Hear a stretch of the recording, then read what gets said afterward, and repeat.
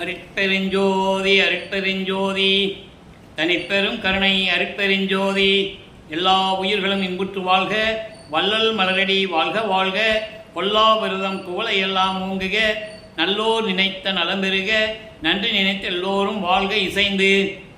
உலக மக்களே, அறிவார்ந்த அன்பர்களே, ஆண்மைநேய ஒருமைப்பாடுடைய அன்பர்களே, வல்லப்பமான நமக்கு அருளிய திருவருட்பாவிலிருந்து அருட்பெருஞ்சோதி ஆண்டவருடைய திருவிளையாடல்களையும் அவருடைய மகனை, அதாவது தன் அருளால் பெற்றெடுத்த ஒரு ஆண் மகனை, நமது வல்லற்பெருமானவர்களை எப்படி இந்த பூலோகத்திற்கு வருவிக்க செய்தார் என்பதையும், வல்லற்பெருமானவர்கள் இந்த பூலோகத்திற்கு வருவிக்க விட்டதற்கு காரணம் என்ன என்ற நிலையையும் திருவருட்பாவில் பாடல்களின் மூலமாக நாம் பார்த்து கொண்டிருக்கிறோம்.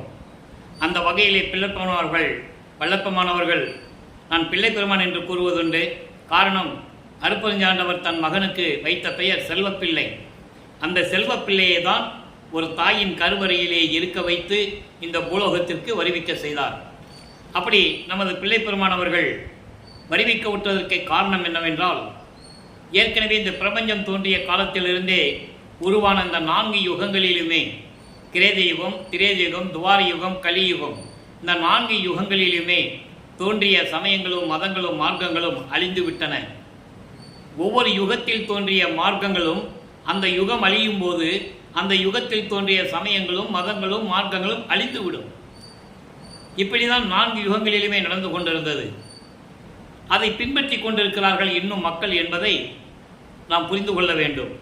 இந்த நிலை மாற வேண்டும் என்பதற்காகத்தான் இந்த சமயங்களும் மதங்களும் மார்க்கங்களும் அந்தந்த காலகட்டங்களில் மனிதர்களால் உருவாக்கப்பட்டது.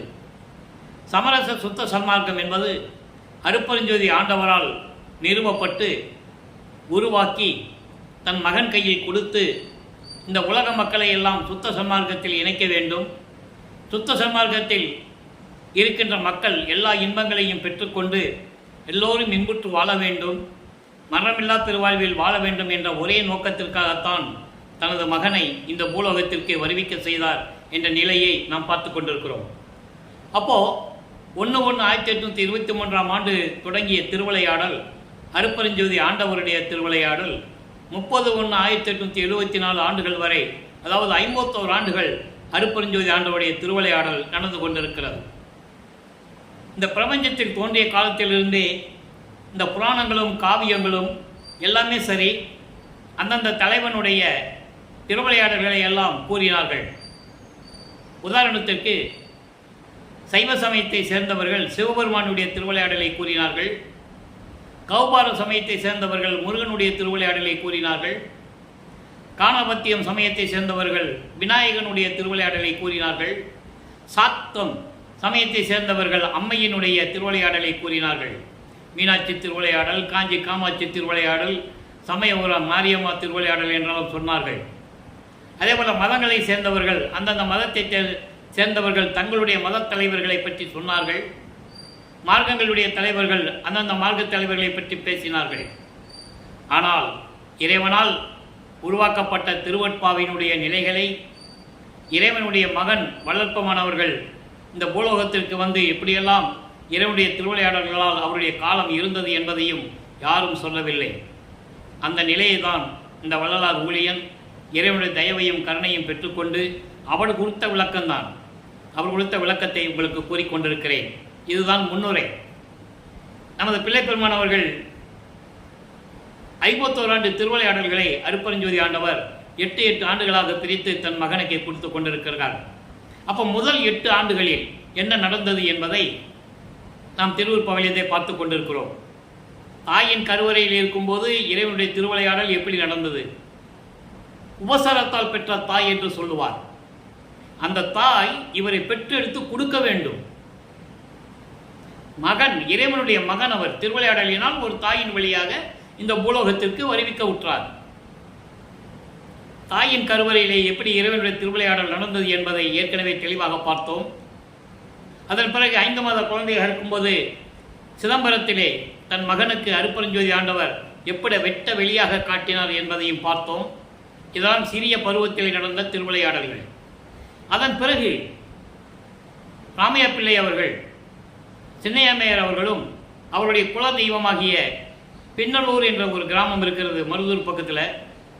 நமது பிள்ளைப்பெருமான்கள் வருவிக்க உற்ற ஆண்டு வந்து 5/10/1823 ஆண்டு.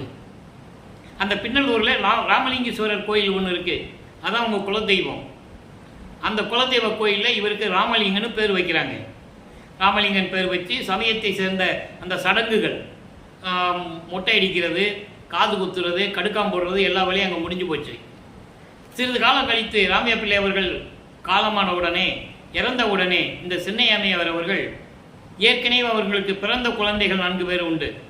2 ஆண் பிள்ளைகள், 2 பெண் பிள்ளைகள். அவர்கள் உலகியலிலே பிறந்தவர்கள். 5ஆவதாக வருவிக்க உற்ற நமது குழந்தை இறைவன் வளர்ப்பமானவர்கள். ஆக இந்த 5 குழந்தைகளையும் அழித்து கொண்டு, அவங்களுக்கு தெரியாது இது இறைவனுடைய குழந்தைன்னு அவங்க 2 பேருக்கு தெரியாது என்பதை நீங்கள் புரிந்து கொள்ள வேண்டும். சின்னையாமையார் அவர்கள் பொன்னேரி அருகில் இருக்கின்ற சின்னக்காவனம் என்ற ஒரு கிராமத்திற்கு அழைத்து செல்லுகிறார்கள். அதான் அந்த அம்மா ஊர், பிறந்த ஊர். சில காரண காரியங்களால் அங்கே இருக்க முடியவில்லை. சென்னையிலே வந்து குடியேறுகிறார்கள். 1824 ஆண்டிலிருந்து 1840 ஆண்டுகள் வரை, இந்த 16 ஆண்டுகள், அதாவது 2/8, இந்த நிலையில் நமது பிள்ளை பெருமான் அவர்கள் எப்படி இருந்தார் என்பதை தான் பார்த்து கொண்டிருக்கிறோம். முதல் 8 இங்கே குடியேறிய உடனே சென்னையிலே 7 கிணறு பகுதியில் இருக்கின்ற வீரசாமி முதலியார் தெருவில் குடியேறுறாங்க. நமது குழந்தை இறைவன் வளர்ந்து கொண்டிருக்கிறார். பள்ளியில் சேர்க்கணும், கொண்டு போய் சேர்க்குறாங்க. பள்ளியில் படிக்க முடியாதுன்னு வந்துட்டார். காரணம், இறைவனுடைய திருவிளையாடல் நடந்தது என்பதை பின்னாளில் பாடல்களிலே கூறுவார். 6ஆம் திருமுறையிலே திருப்பள்ளி எழுச்சி என்ற பதிகத்திலே, முனை பள்ளி பயிற்றாது எந்தனை கல்வி பயிற்றி முழுதும் உணர்வித்து உடற்பொழுதெல்லாம் தவிர்த்து என்னை பள்ளி எழுப்பிய அருப்பெருஞ்சோதி என் அப்பனே பள்ளி எழுந்தருள்வாயே என்று கூறுவார். அதற்கான விளக்கம் என்னவென்றால், இவருக்கு தெரியாது அந்த காலகட்டத்தில் இறைவனுடைய திருவிளையாடல் நடக்குதுன்னு அவருக்கு தெரியாது. அவர் இறைவன் நோக்கம் என்னவென்றால், தன் மகன் இந்த உலகியலிலே யாருக்கிட்டையும் படிக்கக்கூடாது, எந்த ஆசிரியரிடமும் தன் மகன் படிக்கக்கூடாது. 2ஆவதாக, தனது மகன் யாரையும் குருவாக ஏற்றுக்கொள்ளக்கூடாது. 3ஆவதாக, அதாவது மத சார்பற்ற, அதாவது சமயங்களையும் மதங்களையும் சார்ந்த ஆடைகளை அவர் அணியக்கூடாது. அதாவது காபி கலர்கள் இருக்கிற உடையோ, பச்சை கலர்கள் இருக்கிற உடையோ, இதெல்லாம் சமயங்களையும் மதங்களையும் மார்க்கங்களையும் சார்ந்த ஒரு உடைகள் என்று கூறுவார். ஆக இந்த நிலையில் இருக்கும்போது பள்ளிக்கூடத்தில் படிக்க முடியாதுன்னு வந்துட்டாரு. வீட்டில் பல பிரச்சனைகள் இருக்கும் இல்லையா, அந்த பிரச்சனைகள் எல்லாம் தாங்கிட்டு இருக்கிறாரு. ஏன் நம்ம பிறந்தோம் என்ற நிலையில், மனநிலையில் அவர் இருந்து கொண்டிருக்கிறார். அப்போ அவருக்கு ஒரு தனிமையான இடம் தேவைப்படுது. அப்போ அப்படி கிடைத்த இடம் தான் கந்தகோட்டம் என்ற ஒரு இடம். அது சென்னையில் இருக்கு. அங்கே முருகன் கோயில் இருக்கு. எல்லாம் தூங்கும்போது இவர் வந்து எல்லாம் தூங்கின பிறகு வருவது, யார் எந்திரிக்கிற முன்னால் இவர் எந்திரிச்சு போயிடுறது. ஏன்னா அவ்வளவு இம்சைகள், துன்பங்கள், துயரங்கள், இடர்கள். எப்போ பார்த்தாலும் வீட்டில் திட்டிக்கிட்டே இருப்பாங்கல்ல. அது இயற்கை தானே, இயல்பு தானே. பள்ளிக்கூடத்துக்கும் படிக்க போகிறதில்ல, வீட்டிலேயும் தங்குறதில்லைன்னு திட்டு தானே செய்வாங்க. அந்த நிலையில் இருந்து கொண்டிருக்கிறார் 8 ஆண்டுகள் வரையிலும். அதன் பிறகு 9ஆவது ஆண்டு தொடக்கத்தில் இறைவன் எழுந்தருளி அவர் முன் தோன்றி, மகனே, நீ என் மகன், நீ என்னால் வருவிக்க உற்றாய் இந்த பூலோகத்திற்கு. உன்னால் சில காரியங்களெல்லாம் நடக்க வேண்டியது இருக்கிறது. அதை உனக்கு முன்பருவம் பின்பருவம் காட்டி அருள் செய்வேன். தற்போது ஞானத்தை பெற்றுக்கொள், பயப்படாதே என்று சொல்லி மறைந்து விடுகிறார். அதன் பிறகு இவருக்கு மறைப்பு நிலை ஏற்படுகிறது. சைவ குலத்திலிருந்து வருவிக்க உற்றதனால் சைவ சமயத்தின் தலைவனாகிய சிவபெருமானை ஏற்றுக்கொண்டு நமச்சிவாயா, சிவாய நம, ஓம் சிவாயா என்று மந்திரங்களை சொல்லி சிவபெருமானை வழிபட்டு கொண்டிருக்கிறார். 9ஆவது ஆண்டிலிருந்து 12 ஆண்டுகளுக்குள் 1ஆம் திருமுறை உருவாகிறது. 8 பதிகங்கள், 712 பாடல்கள். நம்ம ஏற்கனவே வடிவுடை மாணிக்கமாலையும் திருவருள் முறையீடு பதிகத்தில் இருக்கின்ற 236 பாடல்கள், வடிவுடை மாணிக்கமாலை ஒரு 100 பாடல்கள், இதையெல்லாம் அருப்பெருஞ்சோதி ஆண்டவருடைய திருவிளையாடல் என்ற பதிவிலே 400 வீடியோக்கள் நம்ம போட்டிருக்கோம். அதை நீங்கள் பார்த்துக்கலாம். இந்த அடியை 5 வருடங்களாக திருவருட்பாவினுடைய விளக்கங்களையும் அருப்பெருஞ்சோதி ஆண்டவருடைய மகனாகிய வள்ளற்பெருமானுடைய நிலைகளையும் நாம் தொடர்ந்து பார்த்து கொண்டிருக்கிறோம். ஆக 1ஆம் திருமுறை உருவாகிறது. அதிலே 4வது பதிகம் சிவநேச வெண்பா 100 பாடல்களை கொண்டது. இதுவரை 74 பாடலுடைய விளக்கங்களை பார்த்து கொண்டிருக்கிறோம். நல்ல கவனிங்க. இப்போ வள்ளற்பெருமானவர்களுக்கு சுத்த சன்மார்க்கம் தெரியாது, அருப்பெருஞ்சோதி ஆண்டவர் தான் இறைவனும் தெரியாது, சமய நிலைகளில் இருந்து கொண்டிருக்கிறார். பாடலை பாருங்க. ஏய் பிறப்பு ஒன்று இல்லாதோய், சிவபெருமானை கூறுகிறார். ஏய் பிறப்பு ஒன்று இல்லாதோய், என் பிறப்பில் 7 மடங்கு ஓர் பேய் பிறப்பே நல்ல பிறப்பு அந்தோ.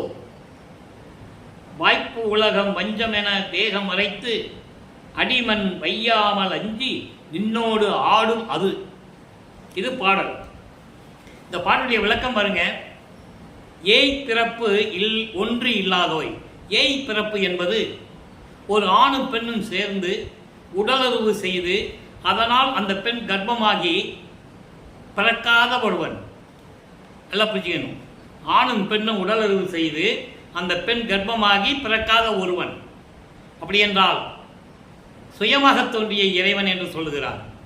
இங்கே சுயமாக தோன்றிய இறைவன் சிவபெருமான் என்று சொல்லுவார். சுத்த சன்மார்க்கத்தை பெற்ற பிறகு ஆதியும் அந்தமில்லா இறைவன் சுயமாக தோன்றியவன் இறைவன் என்று சொல்லுவார். அப்போ அவருக்கு மறைப்பு நிலை இருக்கிறது. அருப்பெருஞ்சாண்டவர் யாருன்னு தெரியாது. அதனால சிவபெருமானை கூறுகிறார். நல்லா புரிஞ்சுக்கணும் நீங்க. ஏய்ப்பு ஒன்று இல்லாதோய், தாய் வயிற்றில் முளைக்காதவன் என்று சொல்லுவார் ஒரு இடத்திலே. ஆக சுயமாக தோன்றிய இறைவன். அப்படி தோன்றிய இறைவனை என் பிறப்போ பேய் பிறப்பை விட 7 மடங்கு பெரியது. பேய் பிறப்பு கூட நல்லதுப்பா.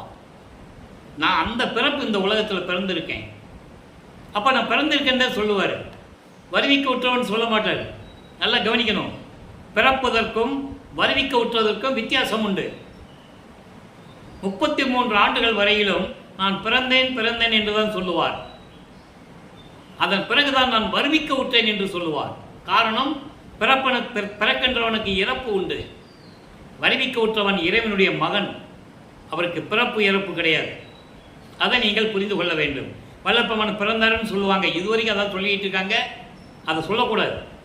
பிறக்கிறவனுக்கு இறப்பு உண்டு, அவதரிக்கிறவனுக்கும் இறப்பு உண்டு. ஆக வள்ளற்பெருமான் பிறந்தாரு அவதரித்தாருன்னு சொல்லவே கூடாது. வருவிக்க உற்றவர் என்று கூற வேண்டும். அப்படி சொல்றாரு.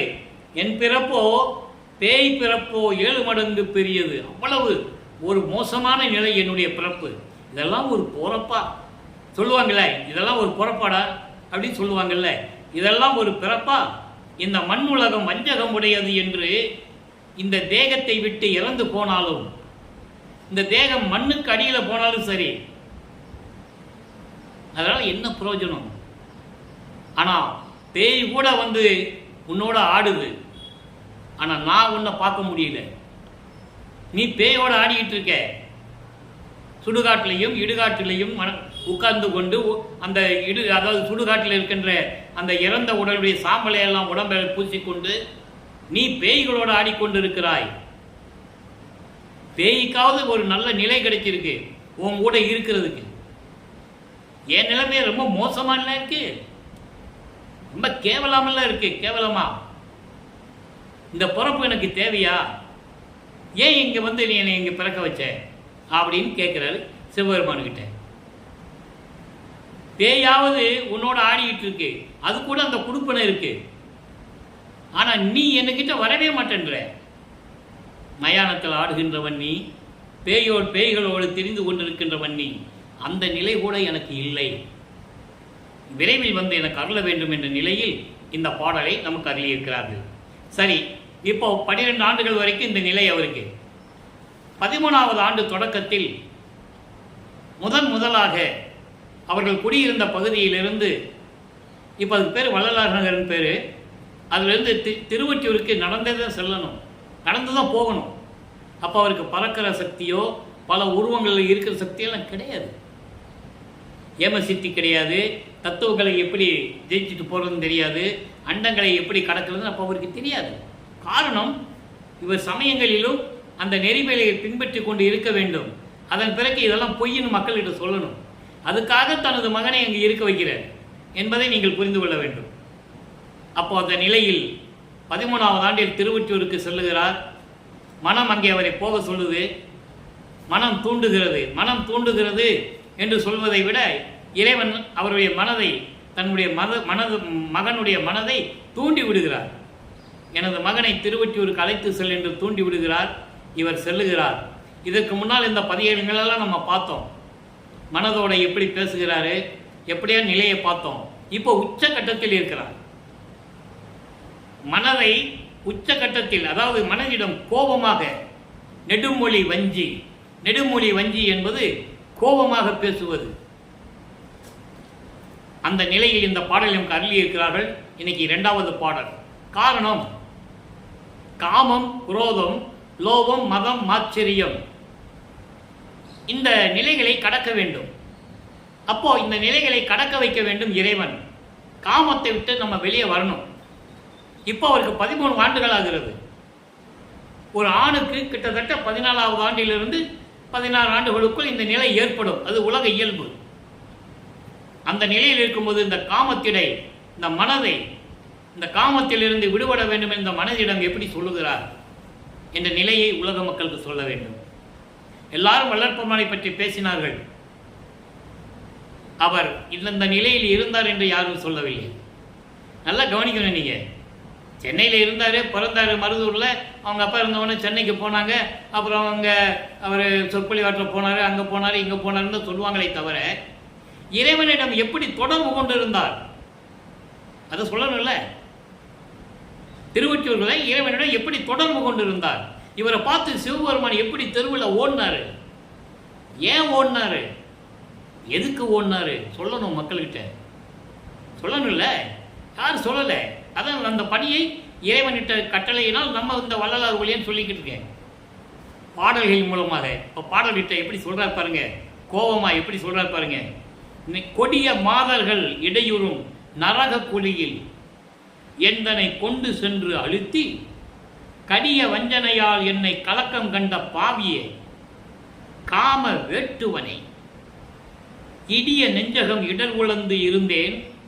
இன்னும் என்னை நீ ஏன் இழுக்கின்றாய், என்னை இன்னும் நீ ஏன் இழுக்கின்றாய்.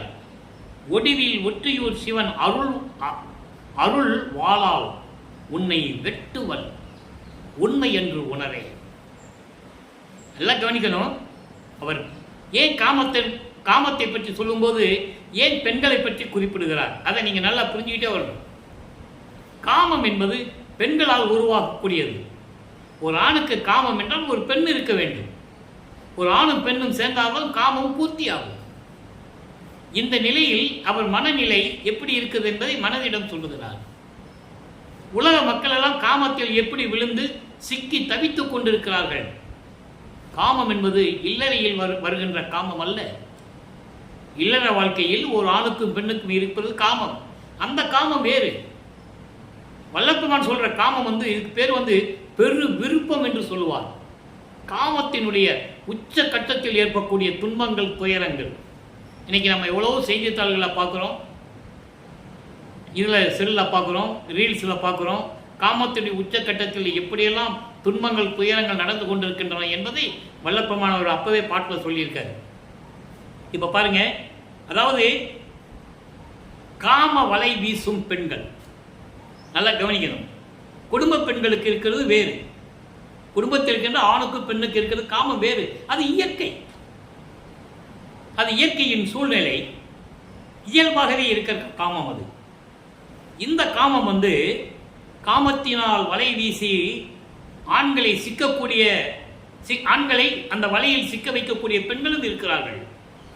அப்படி அந்த காம வலையில், அந்த நரக குழியில் என்னை கொண்டு வந்து நிறுத்தி அதில் அழுத்தி என்னை அதில் மூழ்கடித்து கொடிய வஞ்சனையினால் என்னை துன்புற செய்த பாவினி. எதை சொல்றாரு? மனதிடம் சொல்கிறார். ஏன்னா மனம்தான் எல்லாத்துக்கும் காரணம். மனதை ஒரு நிலைப்படுத்தி விட்டால் இந்த நிலைகளெல்லாம் ஏற்படாது. நல்லா கவனிக்கணும் நீங்க. அப்ப காமத்தை அடக்க வேண்டும். இல்லற, ஏற்கனவே நான் சொன்னது போல இல்லற வாழ்க்கையில் இருக்கின்ற காமம் வேறு, அது இயற்கையாக உருவாகிறது. இந்த காமம் என்பது வேறு. அப்போ அந்த காமத்தை நம்ம அடக்கிவிட்டால் நமக்கு எந்த விதமான துன்பமும் துயரம் வருவதில்லை. நல்ல பேர் வாங்கிட்டு போயிடலாம் அந்த சமுதாயத்தில். ஆக மனதிடம் சொல்லுகிறார், ஏற்கனவே இந்த வலையிலை சிக்க வச்சு என்னை கொடிய வஞ்சனையனால் என்னை துன்பட வைத்த பாவியே, காம வேட்டுவனே, காம கொடூரனே, காம கொடூரனே, காம கொடூரனே, இப்படியெல்லாம் உள்ளம் இடிந்து உள்ளத்தில் இருந்து கொண்டிருக்கிறேன் நான். இன்னும் என்னை நீ ஏன் மறுபடியும் என்னை இழுக்கின்றாய்? நான் இந்த காமத்திலிருந்து விடுபட்டு செல்ல நினைத்து கொண்டிருக்கிறேன். ஆனால் நீ மீண்டும் மீண்டும் என்னை இழுத்து கொண்டிருக்கிறாய். ஏன் இழுத்து கொண்டிருக்கிறாய்? அருள் வல்லமையோடு திகழக்கூடிய திருவொற்றியூரில் இருக்கின்ற சிவன் அவனுடைய அருள் என்னும் வாளால், அருளை வாள் என்று கூறுகிறார். கத்தி கப்படாட்டில் சொல்லல அவர். அந்த அருள் என்னும் வாளால் உன்னை வெட்டுவேன். நான் இறைவனுடைய சிவனுடைய அருளை பெற்றுவிட்டு உன்னை வீழ்த்தி விடுவேன், உன்னை மாய்த்து விடுவேன், உன்னை ஓட ஓட விரட்டுவேன். இந்த உண்மையை நீ உணர்ந்து கொள் மனமே என்று கூறுகிறார். ஆக காமத்தினுடைய நிலையை நமது பிள்ளை பெருமான் அவர்கள் திருவொற்றியூரிலே அழகாக கூறியிருக்கிறார். திருவொற்றியூரில் எந்த விதமான அருளை கிடைக்கவில்லை என்ற காரணத்தினால் திருமுல்லை வயல் சொல்லுகிறார். அதுக்கென்று தனி பதிகங்கள் பாடல்கள் உண்டு. அதை நம்ம ஏற்கனவே விளக்கமாக பார்த்துட்டோம். அதை தாண்டி தான் நம்ம வந்திருக்கோம். திருமுல்லை வயலில் போய் மாசிலாமணி உருவார். அங்கே இருக்கின்ற இறைவன் பெயர் மாசிலாமணி. அவர் ஒவ்வொரு இடத்துக்கு ஒரு பேர் இருக்கும். சமய தலைவர்களுக்குடைய பேர்கள் பல விதமாக இருக்கும். பல கடவுளர்கள் இருப்பார்கள். நல்லா புரிஞ்சுக்கணும் நீங்கள். சிவபெருமானுடைய நெற்றிக்கண்ணிலிருந்தே பிறந்தவன் முருகன். அவன் கௌமார சமயத்தை சேர்ந்தவன், அவன் ஒரு கடவுள். சிவபெருமான் சைவ சமயத்தை சேர்ந்தவன், அவனுக்கு ஒரு கடவுள். அப்பனும் பிள்ளையும் ஒரே சமயத்தில் இருக்கலாம்ல, ஒரே கோட்பாடில் இருக்கலாம்ல. ஆனால் அதை தான் வேறுபாடு என்று சொல்லுகிறார் பிள்ளை பெருமானவர்கள். ஒவ்வொரு சமயத்திலும் வேறுபாடுகள், முரண்பாடுகள் உண்டு.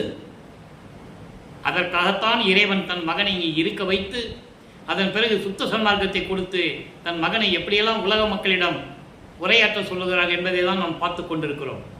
இப்போ நம்ம ஆரம்ப கட்டத்தில் பார்த்துட்டு இருக்கோம் அவர் எப்படி இருந்தாருன்னு. ஏன்னா இந்த விளக்கத்தை சொல்ல வேண்டிய கடமை இருக்கிறது, காலத்தின் கட்டாயம். வல்லப்பெருமானவர்கள் வருவிக்க விட்டு 203 ஆண்டுகளாகியும் அவருடைய இந்த நிலையை யாரும் மக்களிடம் சொல்லவில்லை என்பதனால் மக்களுக்கு இன்னும் தெரியவில்லை. அவரும் திருநூறு பூசினார், அவர் சிவபெருமானை கும்பிட்டாரு, இதை தான் சொன்னாங்களே தவிர அதுக்கப்புறம் அதை வேண்டான்னு சொன்னார்ல. சுத்த சன்மார்க்கத்துக்கு வந்துட்டு அது வேண்டான்னு சொன்னார்ல, அது சொல்லணும் இல்லை. அந்த நிலையை தான் நாம் பார்த்து கொண்டிருக்கிறோம். ஆக 16 ஆண்டுகள் வரையிலும் வல்லப்பெருமான் அவர்கள் எந்த விதமான அருளை பெற முடியாமல், நல்லா கவனிக்கணும், அவருக்கு இறைவன் மகன் இப்போ தெரிஞ்சிடும். வருவிக்க உற்று 8 ஆண்டுகள் வரையிலும் அவருக்கு யாருன்னா அவருக்கே தெரியாது. ஏதோ பிறந்தோம், பள்ளிக்கூடத்தில் சேர்த்தாங்க, படிக்க முடியாமல் வந்துட்டோம், இவ்வளோ திட்டு வாங்க வேண்டி இருக்கு, இவ்வளோ இம்சை இருக்கு, ஏன் பிறந்தோன்னு இந்த மனநிலையில் இருந்தார். 9வது ஆண்டு பிறந்த உடனே இறைவனுடைய மகன் அவரே இறைவனே சொல்லிட்டார். இதை மக்கள்கிட்ட சொல்லணும். ஆண்டாறு 3 ஆண்டில் ஆட்கொண்ட அருள் கடலே என்று கூறுவார். ஆரோடு 3வது ஆண்டிலே என்னை ஆட்கொண்ட கருணையின் கடலே என்று கூறுவார். அப்போ இவர் இறைவனை ஆட்கொண்டது சொல்லணும் இல்லை. இவருக்கு இறைவனுடைய மகன் 9வது ஆண்டில் தான் தெரியும். அப்போ 16 ஆண்டுகள் வரைக்கும் அவருடைய நிலை இப்படியே இருந்து கொண்டிருக்கிறது. 2ஆம் திருமுறை 1207 பாடல்கள், 113 பதிகங்கள். இதுவரை நம்ம 37 பதிகங்களை தான் பார்த்துருக்கோம். இன்னும் மக்களுக்கு இந்த விளக்கங்கள்லாம் மீதி சொல்ல வேண்டியது இருக்குது. சமயத்தில் எப்படி இருந்தார், சிவபெருமானை எப்படி வழிபட்டார், அதுக்கப்புறம் இது தேவையில்லைன்னு வந்த பிறகு சுத்த சன்மார்க்கத்தை பெற்ற பிறகு அருட்பெருஞ்ஜோதி ஆண்டவர் தான் கடவுள், உண்மையான கடவுள் எப்படி உலக மக்களுக்கு பிரகடனப்படுத்தினார், அதெல்லாம் சொல்லணும் இல்லை. அந்த நிலையை பார்த்து கொண்டிருக்கிறோம். அதுக்கப்புறம் சிவபெருமானை திருவழியாக ஓடினதெல்லாம் 3ஆம் திருமுறை. அது நம்ம கொஞ்சம் கொஞ்சமாக விளக்கங்கள் வரும்போது வரும்.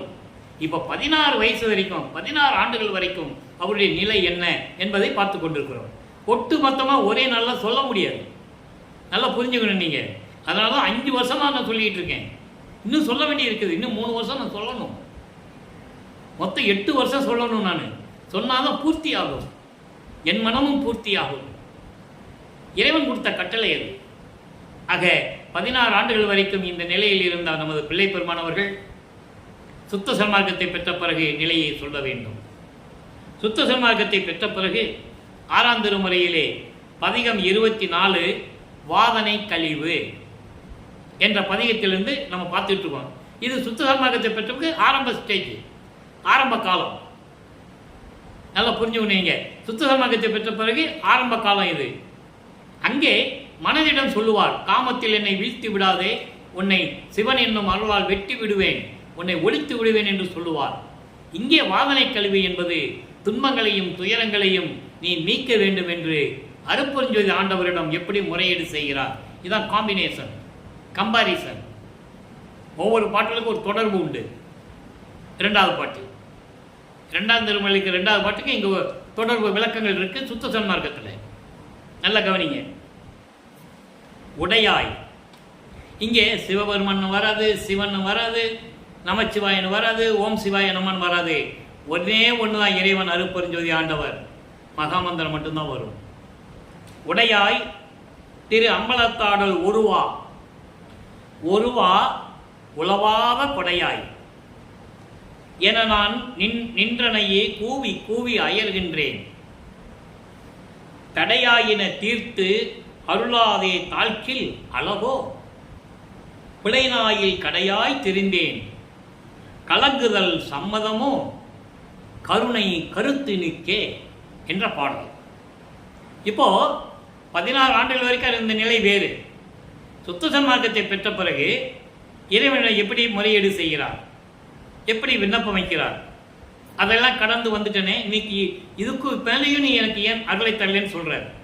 இங்க பாருங்க, உடையாய். உடையாய் என்பது எல்லா அருளையும் கொண்ட, எல்லா அருளையும் வல்லமையும் கொண்ட இயற்கை உண்மை விளக்க கடவுளே அருட்பெருஞ்சோதி ஆண்டவரே. அதான் உடையாய். திரு அம்பலத்தாடல் ஒருவா. திரு அம்பலம் என்பது இங்கே திருச்சிற்றம்பலம். திருச்சிற்றம்பலம் என்பது சுத்த சிவஞான வெளி. சுத்த சிவஞான வெளி என்பது எல்லா வெளிகளையும் கடந்து கடைசியாக இருக்கிற வெளி. பரவெளி, பரம்பரவெளி, பராபரவெளி, பெருவெளி, பெருசுகவெளி, இப்படி நிறைய வெளிகளை கடந்து இறுதியாக இருப்பது சுத்த சிவஞான வெளி. அதுக்கு மேலே வெளி கிடையாது. அங்கதான் சத்தியஞான சபை இருக்கு. அந்த விளக்கங்களை நம்ம அப்பப்போ கொஞ்சம் கொஞ்சம் பார்த்துக்கிட்டு இருக்கோம். நம்ம இறைவனுடைய திருவிளையாடல நான் முழுமையாக சொல்லியிருப்பேன். அந்த சத்தியஞான சபையை தான் மக்களுக்காக, உலகியல்ல இந்த உலக மக்களுக்காக வடலூரில் நிறுவியது. ஏன்னா மக்கள் அங்கே போக முடியாது. இவர் போயிட்டு வந்துடுவார், இவர் நொடி பொழுதுல போயிட்டு வந்துடுவார். அப்போ நான் பார்க்கணும்னா டக்குன்னு போயிடுவார். இங்கே யாராவது தேடினாங்கன்னா டக்குன்னு இங்கே வந்துடுவார் உலகத்துக்கு. அப்படி திரு அம்பலத்தாடு ஒருவா. ஒருவா என்பது ஒரே கடவுளே, அழியாத கடவுள். நல்லா கவனிக்கணும். சுயமாக தோன்றிய இறைவன், திருச்சிற்றம்பலத்திலே இருக்கின்ற இறைவன் ஒருவனே, ஒருவனே கடவுள். அதான் சுத்த சன்மார்க்கத்துடைய நெறி. அந்த இறைவன் எப்படி இருக்கிறார்? ஜோதி வடிவில் இருக்கிறார். அப்படிப்பட்ட இறைவனே ஒருவா உளவாத கொடையாய். அப்படிப்பட்ட நிலையில் இருந்து கொண்டு இயற்கை உண்மை விளக்க கடவுளாக இருக்கின்ற இறைவனே, தனி தலைமை பெரும்பதியே, தனி தலைமை பெரும்பதியே, இந்த பிரபஞ்சத்தை இயக்கிக் கொண்டிருந்த இறைவன். அப்படிப்பட்ட இறைவனே உளவாத, உளவாதனா அழியாத அருள் கொடையை கொண்ட இறைவனே, உளவாத கொடையாய். அப்படிப்பட்ட அருள் கொடையை கொண்ட இறைவனே என நான் உன்னையே கூவி கூவி அழைத்து கொண்டு அயர்ந்து போய்விட்டேன். எப்படி 33 ஆண்டுகள் சென்னையில் இருக்கும்போது எப்படி சிவபெருமானை பற்றி பாடி பாடி பாடி அழுத்து போனாரோ, அதுபோல இப்பையும் நான் உன்னை கூவி கூவி அழைக்கின்றேன். அழுத்து போயிட்டம்பா, இனிமே என்னால் முடியல, என்னால் முடியல. தடையாயன தீர்த்து அருளாதே தாழ்கில் அளவோ. என்னை ஆட்கொண்டாய், ஆட்கொண்டு சுத்த சன்மார்க்கத்தை கொடுத்து, மகனே இனிமே அதெல்லாம் உனக்கு தேவையில்லை, சுத்த சன்மார்க்கம் சமயங்களையும் மதங்களையும் சாகாத மார்க்கம் என்று எனக்கு அறிவுறுத்தினாய், எல்லா விளக்கங்களையும் கொடுத்தாய், எல்லா தடைகளையும் நீக்கினாய். தடைகள் என்பது சமயங்கள், மதங்கள், மார்க்கங்கள் கூறப்பட்ட நெறிமுறைகளை விட்டு விடுவது, அதான் தடைகள். சுத்த சன்மார்க்கத்தின் முக்கிய தடைகள். அதை ஒரு இடத்திலே, அதாவது விண்ணப்பத்திலே கூறுவார், எல்லாம் உடைய அருட்பெருஞ்சோதி அற்புத கடவுளே, சுத்த சன்மார்க்கத்தின் முக்கிய தடைகளாகிய இது தொட்டுன்னு சொல்லுவார். இது தொட்டு என்பது இனிமேல் சுத்த சன்மார்க்கத்தின் முக்கிய தடைகளாகிய சமயங்கள், மதங்கள், மார்க்கங்கள் என்பவற்றின் ஆசார சங்கற்ப விகற்பங்களும் நல்லா கவனிக்கணும். இந்த சமயங்களும் மதங்களும் மார்க்கங்களும் சரி, அதனுடைய சங்கற்ப விகற்பங்கள், அந்த மதங்களில் கூறப்பட்ட பழக்க வழக்கங்கள், மூட நம்பிக்கைகள், இவற்றையெல்லாம் நீக்க வேண்டும் என்று சொல்லுவார். வர்ணம், ஆசிரமம் முதலிய உலகாச்சார சங்கற்ப விகற்பங்களையும் எங்கள் மனதில் பற்றா வண்ணம் அருள் செய்தல் வேண்டும். இறைவன் சொல்லுவார், நீ தான் இதை செய்யணும். என் ஒரு ஆளால் இதை செய்ய முடியாது. ஒருத்தரால் செய்ய முடியுமா? இப்போ நான் 5 வருஷமாக யூடியூப்பில் பேசிகிட்டு இருக்கேன். ஒரு ஆள் எல்லா மக்களையும் திருத்த முடியுமா? இறைவன் தான் செய்யணும். நம்ம செய்ய வேண்டிய காரியங்கள் இறைவனிடம் சொல்லுவது, இறைவனுடைய மக்களிடம் சொல்லுவது, இதான் நம்ம சொல்ல முடியும். சுத்த சன்மார்க்கத்தின் முக்கிய லட்சியமாகிய ஆண்மநேய ஒருமைப்பாட்டு உரிமை. அப்போ சுத்த சன்மார்க்கத்தின் முக்கிய லட்சியம் என்ன? ஆண்மநேய ஒருமைப்பாட்டு உரிமை எக்காலத்திலும், எவ்விடத்திலும், எவ்விதத்திலும், எவ்வளவும் விலகாமல் நிறைந்து விளங்க செய்வித்தருளல் வேண்டும். சுத்த சன்மார்க்கத்தின் முக்கிய நிலை ஆண்மநேய ஒருமைப்பாட்டு உரிமை. உயிர் இரக்கம், தயவு, கருணை, ஆண்மநேய ஒருமைப்பாட்டு உரிமை, இதான் சொல்றேன். ஆக இந்த நிலையில் அந்த தடைகளை எல்லாம் தீர்த்து அருளாமல் இன்னும் தாமதம் செய்வது ஒரு தந்தைக்கு அழகா? மகனை இப்படியெல்லாம் அலக்கழைப்பது உனக்கு நல்லாவா இருக்கு?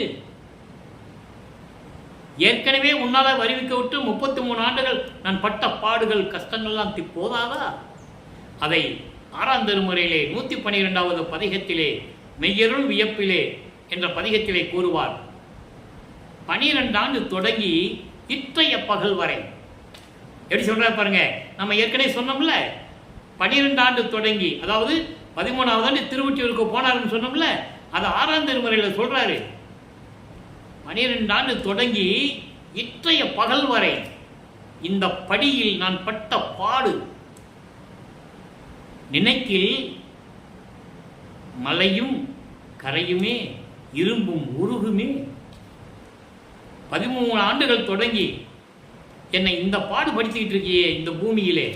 படியில் பட்ட பாடு. படி என்பது இந்த பூலோகம், இந்த மண்ணுலகம். நான் படுகின்ற துன்பங்களை எல்லாம் நினைச்சா பெரிய கருங்களுடைய மலை கூட அப்படியே கரைஞ்சிடும். என் கஷ்டத்தை நினைச்சு இரும்பு உரியிரும் அப்படின்னு சொல்லுவார். அதை இங்கே சொல்றாரு. அப்படியெல்லாம் இந்த மகனை நீ அலக்கழைப்பது, தாமதம் செய்வது உன்னுடைய திருவருளுக்கு அழகா? ஒரு தந்தைக்கு அழகா? மகனை இப்படியா செய்வ? புலைநாயில் கடையாய் தெரிந்தேன். ஒரு மாமிசம் சாப்பிடுகின்ற, மலம் சாப்பிடுகின்ற ஒரு நாயை விட கீழ்மட்டத்தில் இருந்து கொண்டு இந்த பூலோகத்தில் நான் திரிந்து கொண்டிருந்தேன். நீ பார்த்துக்கிட்டு தானே இருக்க, ஏன் வரல இன்னும்? கலங்குதல் சம்மதமோ? இந்த மகன் கலங்குவது உனக்கு சம்மதமா? இது கருணை உள்ளத்திற்கு தகுமா? இது கருணை உள்ளத்திற்கு தகுமா? என் தந்தையே, விரைவில் வந்து எனக்கு நீ அருள வேண்டாமா? இது தொடக்கத்தில், சுத்த சன்மார்க்கம் பெற்ற பிறகு தொடக்கத்தில் இது நடக்குது. 16 ஆண்டுகள் வரையும் சென்னையில் இருக்கும்போது எப்படி நடந்தது, அதை தான் நம்ம முக்கியமாக பார்க்கணும். ஏன்னா மக்கள்கிட்ட சொல்லாத ஒரு உண்மைகள், அது மறைக்கப்பட்ட உண்மைகள். வல்லப்பமான எப்படி இருந்தான்னு யார் சொன்னது? இல்லையா? நீங்களும் கேள்விப்பட்டிருக்க மாட்டீங்க. சும்மா ஒரு கதை மாதிரி சொல்லியிருப்பாங்க, அவ்வளோதான். பள்ளிக்கூடத்தில் சேர்த்தாங்க, அவர் நீங்கள் எல்லாம் வேண்டான்னு சொன்னார், நான் வேணும்னு சொன்னேன், அதனால் படிக்க முடியாது, வெளியே வந்துட்டார், இப்படிலாம் சொல்லுவாங்க. ஆனால் அது இறைவனுடைய திருவிளையாடல்னு சொல்லணும். என்ன சொல்கிறேன்னா, திருவருட்பாவில் இருக்கின்ற உண்மைகளை மக்களிடம் சொல்ல வேண்டும். அதை மறைத்து சொல்லி 203 ஆண்டுகளாக வல்லற்பமானுடைய நிலையை மறைத்து விட்டார்கள் என்பதை நீங்கள் புரிந்து கொள்ள வேண்டும். ஆக வல்லற்பமான் அவர்கள் சென்னையில் இருந்த காலகட்டங்களில் 33 ஆண்டுகள் சமய நெறிகளை பின்பற்றி கொண்டு போது எப்படி இருந்தார்? அந்த நிலைகளெல்லாம் தேவையில்லை என்று தன் தந்தை கட்டளையிட்ட பிறகு, சுத்த சன்மார்க்கத்தை கொடுத்த பிறகு அவருடைய நிலை என்ன என்ற நிலைகளை நாம் தொடர்ந்து பார்த்து கொண்டிருக்கிறோம். எனவே அன்பர்களே, நீங்களாம் சுத்த சன்மார்க்கத்தில் இணைய வேண்டும். சுத்த சன்மார்க்கம் என்பது இறைவனால் உருவாக்கப்பட்ட ஒரு மார்க்கம், அழியாத மார்க்கம், புண்ணிய மார்க்கம். இறைவனை நேரடியாக அடையக்கூடிய மார்க்கம். இடைத்தரகர்கள்லாம் கிடையவே கிடையாது. வடலூருக்கு வாங்க. நீங்கள் புலாலையும், அதாவது மாமிசம் சாப்பிடுவதையும் அசைவ உணவுகளை சாப்பிடுவதை விட்டணும். உயிர்களை கொலை செய்வதை விட்டணும். உயிர்கள் கொலை என்பது ஆடு, மாடு, கோழி அப்படின்றது. ஏதாவது உயிர் போகுது, பாம்பு போகுதுன்னா அது ஓட்டு போயிட்டு போகுது, அதை அடிக்கக்கூடாது. மனதறிந்து எந்த உயிரையும் கொல்லக்கூடாது. ஈ எறும்பு முதல் யானை வரை எல்லா உயிர்களும் ஒரே உயிர்தான் என்ற நிலையை நீங்கள் மனதில் வைத்துக் கொள்ள வேண்டும். இதுதான் சுத்த சன்மார்க்கம், வேறு ஒன்றும் இல்லை. சுத்த சன்மார்க்கம் நினைச்சா ஏதோ பெரிய மார்க்கம் நினைக்காதீங்க.